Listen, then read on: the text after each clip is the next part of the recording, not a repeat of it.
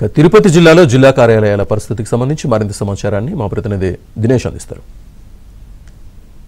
కలెక్టరేట్కి సంబంధించినటువంటి భవనం నుంచి పరిపాలన వరకు ప్రతి అంశంలోనూ కూడా ఒక వెనుకబాటుతనం కావచ్చు, సరైనటువంటి ఒక విజన్ లేకపోవడం కావచ్చు, గత ప్రభుత్వం చేసిన పాపాలు ఇప్పటికి కూడా వెన్నంటే పరిస్థితి కూడా కనిపిస్తూ ఉంది. మనం ఇక్కడ కలెక్టరేట్ ఇప్పుడు ఏదైతే తిరుపతికి సంబంధించిన తాత్కాలిక కలెక్టరేట్ ఉంది, ఇక్కడ ఉన్నాము.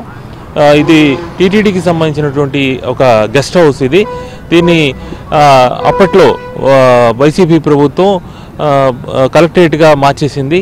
అందుకు గాను సుమారుగా ప్రతి నెల కూడా సుమారు 28 లక్షల రూపాయలు రెంట్ కట్టే విధంగా ఒప్పందం చేసుకున్న పరిస్థితి.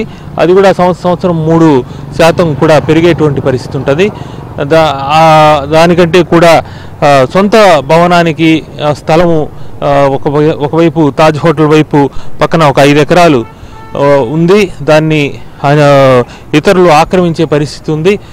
అక్కడ నిర్మించాలనేటువంటి ప్రతిపాదనలు ఉన్నప్పటికీ, అలాగే రేణిగుంట మండలంలో కూడా నిర్మించాలనే ప్రతిపాదన ఉన్నప్పటికీ సరే ఇప్పటి వరకు కూడా ఆ ల్యాండ్ని కాపాడుకోవడానికి సరైనటువంటి చర్యలు తీసుకోకపోవడం అనేది ఒకవైపు. మరోవైపు ఇదే భవనాన్ని గత ప్రభుత్వం 100 కోట్లు ఇచ్చి కొనుగోలు చేయాలని చెప్పి చూసింది.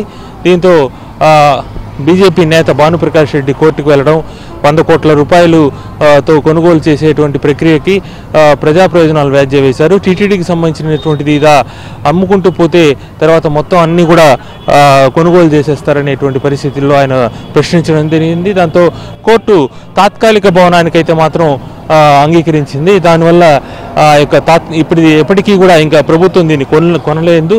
దీంట్లో తాత్కాలిక భవనం మాత్రమే ఏర్పాటు చేయాల్సిన పరిస్థితి ఉంది.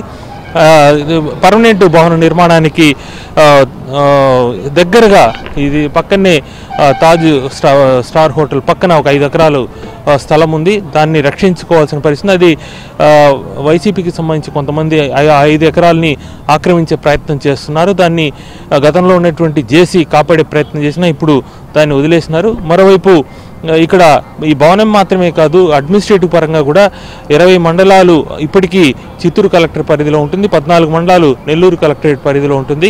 ఏ ఎంఆర్ఓని బదిలీ చేయాలన్నా, లేదు విద్యాశాఖకి సంబంధించి బదిలీ అయినా కానీ, ఏదైనా కానీ ఇప్పటికి కూడా చిత్తూరు నుంచి ఆర్డర్స్ లేదంటే నెల్లూరు నుంచి ఆర్డర్స్ వచ్చేటువంటి పరిస్థితి.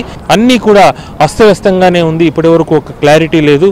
ఇప్పటికైనా సొంత భవనానికి భూముల్ని కాపాడుకోవడమే కాకుండా అడ్మినిస్ట్రేటివ్ పరంగా, పరిపాలన పరంగా ఇప్పటికీ కూడా చిత్తూరు కలెక్టర్ దగ్గర, నెల్లూరు కలెక్టర్ దగ్గర ఉండేటువంటి అధికారాలని కూడా తిరుపతి కలెక్టర్కు బదిలీ చేసి ఒక సమగ్రమైనటువంటి పటిష్టమైనటువంటి ఒక తిరుపతి జిల్లా ఏర్పడే విధంగా చర్యలు తీసుకోవాల్సిన అవసరం స్పష్టంగా కనిపిస్తోంది.